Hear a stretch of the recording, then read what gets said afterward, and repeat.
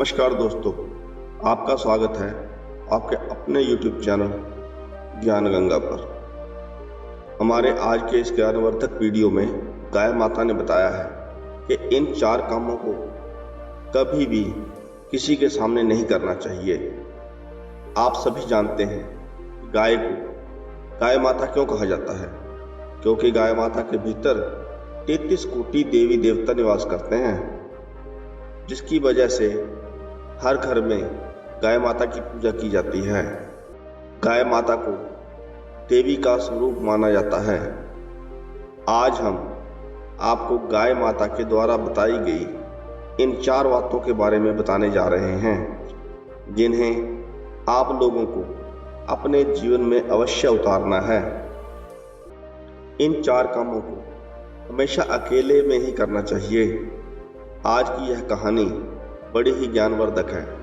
अगर कोई भी मनुष्य गाय माता के द्वारा बताए गए इन 4 कार्यों को अकेले में कर लेता है तो वह व्यक्ति अपने जीवन में कभी भी निर्धन और गरीब नहीं रहेगा। प्राचीन समय की बात है, एक गांव में एक भोला नाम का व्यक्ति रहता था। वह बहुत ही भोला था। भोला बहुत ही निर्धन और गरीब व्यक्ति था। वह गायों को चराकर अपने बेटे और अपनी बीवी का पालन पोषण किया करता था। भोला सेठों यानी कि उस गांव के जो धनी व्यक्ति थे, जो सेठ थे, उनकी गायों को चराकर अपने पेट का पालन पोषण करता था। भोला रोजाना अपने गांव के सेठों की गायों को चराने के लिए जंगल ले जाता। शाम को जंगल से गायों को चराकर वापस लाता और फिर जाकर उसे कुछ पैसे मिलते थे। एक दिन की बात है, जब भोला अपने गांव के सेठों की गायों को लेकर जंगल की ओर चराने जा रहा था, तभी जंगल की ओर से एक गाय अकेली आती है और आकर भोला की गायों में मिल जाती है।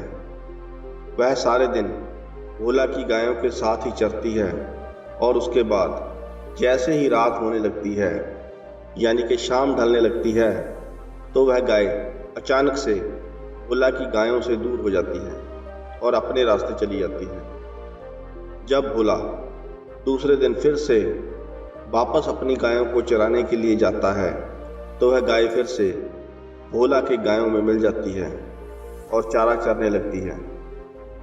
और शाम ढलती है तो वह अपने रास्ते चली जाती है।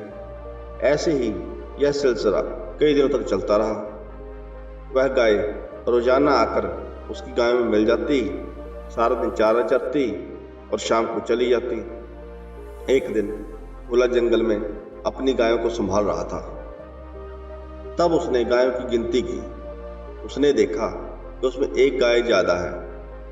भोला ने सोचा कि मुझे जो पैसे मिलते हैं वो 99 गायों को चराने के मिलते हैं, पर यहाँ तो गाय गिनती में 100 आ रही हैं। भोला सोच में पड़ जाता है कि आखिर यह एक गाय किसकी है।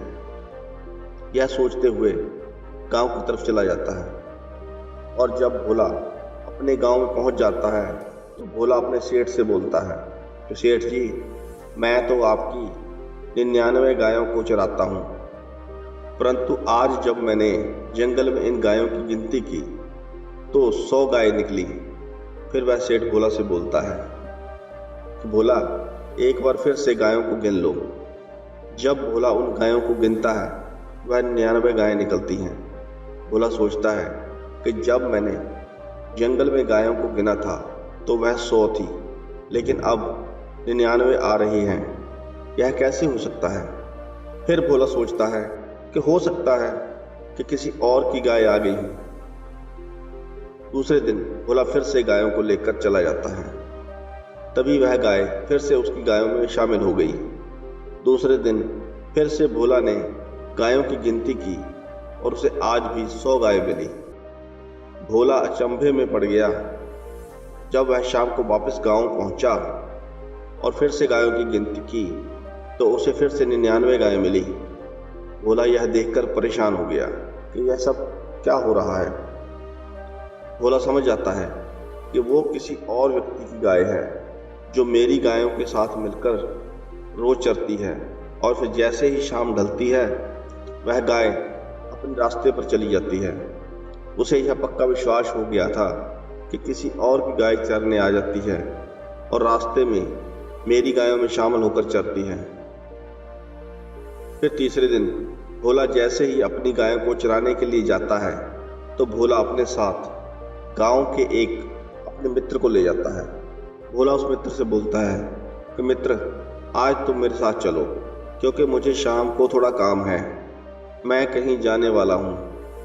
तो तुम एक काम करना, मेरी इन सभी गायों को शाम को गांव में लेकर आ जाना, मैं अपने काम को करके आ जाऊंगा। जैसे ही भोला जंगल के बीच में पहुंचता है तो वह गाय फिर से आकर भोला की गायों में मिल जाती है। फिर शाम को जब शाम ढलने लगती है तो जैसे ही भोला का वह मित्र गायों को लेकर गांव की तरफ आ रहा होता है तो भोला दूर से गायों पर नजर रखता है। जब उसका मित्र गायों को लेकर कुछ दूर आ जाता है तभी एक गाय उसकी गायों के झुंड में से निकलकर पहाड़ों की तरफ जाने लगती है और भोला उसे देख लेता है। भोला उस गाय के पीछे पीछे पहाड़ों की तरफ जाने लगता है और फिर देखते ही देखते वह गाय उन पहाड़ों के बीचों बीच से होकर एक गहरी गुफा के अंदर घुस जाती है। भोला भी उस गाय के पीछे पीछे उसी गुफा में चला जाता है और फिर भोला उस गुफा के अंदर जाकर देखता है तो एक संत गहरी तपस्या कर रहे होते हैं, साधना कर रहे होते हैं और वह सफेद गाय उस संत के पास जाकर खड़ी हो जाती है। भोला वहां छुपकर सब कुछ देखता रहता है। कुछ देर बाद वह गाय संत के पास जाकर बैठ जाती है।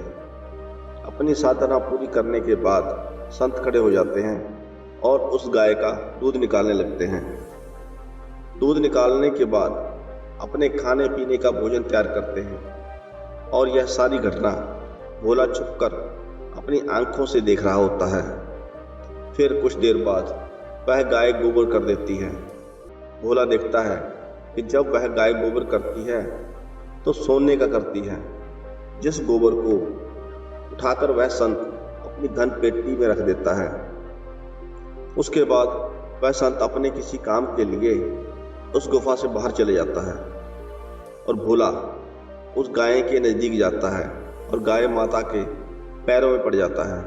वह गाय माता से विनय आग्रह करते हुए कहता है कि गाय माता, मैं बहुत ही निर्धन व्यक्ति हूँ, मैं बहुत ही गरीब व्यक्ति हूँ, मेरे घर में कमाने वाला बस मैं एक ही हूँ, मैं अपने बच्चे और अपनी बीवी का पालन पोषण करता हूँ। उसके बाद में भोला बोलता है कि गाय माँ, आप मेरी मदद करें। उसके बाद गाय माता भोला से बोलती है कि भोला, तुम कुछ क्षण के लिए रुको, मैं एक सोने का गोबर करने वाली हूँ, तुम उस सोने के गोबर को लेकर अपने घर चले जाना। भोला वहीं बैठकर इंतजार करने लगता है। कुछ समय के बाद वह गाय सोने का गोबर देती है और भोला उस गोबर को उठाकर अपने घर चले जाता है। उसके बाद में भोला रोज की तरह अपने गांव से गायों को लेकर आता। वह गाय भोला की गायों के साथ मिलकर चारा चरती और शाम को जब गुफा की तरफ जाने लगती तो भोला भी उस गाय के पीछे पीछे उस गुफा में चला जाता और रोज सोने का गोबर लेकर अपने घर आ जाता। इसी तरह देखते देखते भोला बहुत ही ज़्यादा धनी हो जाता है, बहुत ही ज़्यादा धनवान हो जाता है। भोला के जो पड़ोसी थे वह भोला को देखकर बहुत जलने लगते हैं। वह सोचते हैं कि भोला सिर्फ गायों को चराता था और अपने घर का गुजारा करता था, परंतु ऐसा क्या हुआ जिसकी वजह से भोला देखते ही देखते बहुत धनवान व्यक्ति हो गया। यह नज़ारा देखकर भोला के सभी पड़ोसी भोला से जलने लगे। उसके बाद पड़ोसी ने सोचा कि आखिर यह भोला करता क्या है जिसकी वजह से देखते ही देखते धनवान होता जा रहा है। भोला बहुत ही भोला था, क्योंकि भोला जो भी कमाता, जो भी गतिविधियां करता, भोला सब कुछ, सारी बातें अपनी बीवी को बता देता और भोला की बीवी वह भी उसकी तरह ही बहुत ही मासूम और बहुत ही भोली थी। भोला जो भी बातें उसे बताता, भोला की बीबी वह सारी बातें पड़ोसी को बता देती। गाय ने भी भोला को सोने का गोबर देना बंद कर दिया था। उसके बाद देखते ही देखते भोला गरीब होने लगता है। भोला के पास जो जमा धन था वह भी खर्च हो चुका था। ऐसे देखते ही देखते फिर से भोला बहुत ही निर्धन और गरीब हो गया था और अब फिर से भोला की हालत पहले जैसी हो गई थी। इसके बाद एक दिन भोला बहुत परेशान होकर गुफा के अंदर चला जाता है। वह गुफा के अंदर जाकर देखता है तो वह गाय उसी जगह पर खड़ी होती है। भोला जाते ही उस गाय के पैरों में गिर जाता है और गाय माता से कहता है कि गाय माता, मैं बहुत ही परेशान हो चुका हूँ। मेरी जिंदगी बहुत ही बदतर हो चुकी है, पहले से भी ज़्यादा बदतर हो चुकी है। गाय माँ, मेरे घर में खाने को अन्न का एक दाना भी नहीं है, मैं क्या करूँ? गाय माता भोला से कहती है कि भोला, मैं तुमको आज ऐसी 4 बातें बताने वाली हूँ जिनको अगर तुम अपने जीवन में अमल में लाते हो, अपने जीवन में उतार लेते हो, तो फिर से तुम्हारी स्थिति वही हो जाएगी जो कुछ दिन पहले थी, यानी तुम फिर से धनवान हो जाओगे। गाय माता भोला को 4 बातें बताती है। गाय माता कहती है कि भोला, पहली बात यह है कि हमें कभी भी भगवान की पूजा साधना किसी के सामने नहीं करनी चाहिए।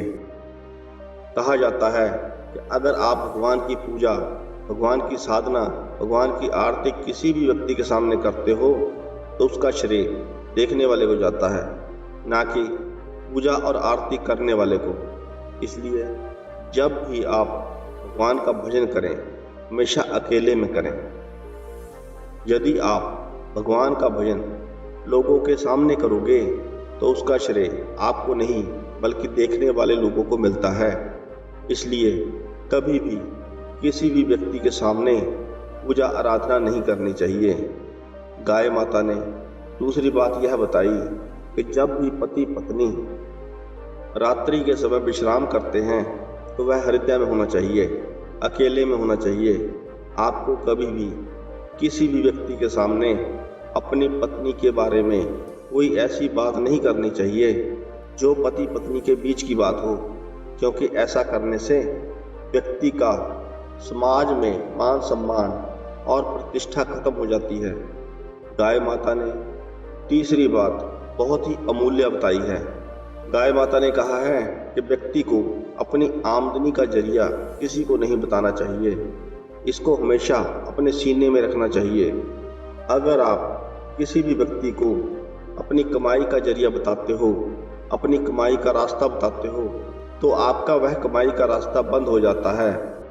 हो सकता है कि आपके काम के जरिए पर किसी अन्य व्यक्ति का कब्जा हो जाए और आप गरीब होते चले जाओ।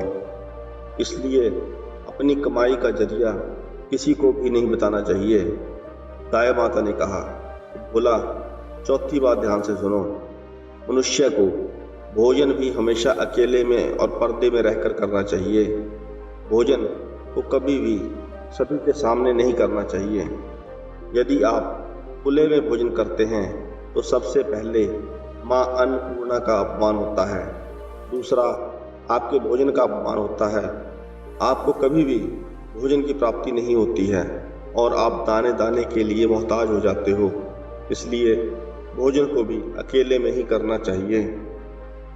यह 4 बातें गाय माता भोला को बता देती है और भोला इन 4 बातों का बहुत सख्ती से पालन करता है।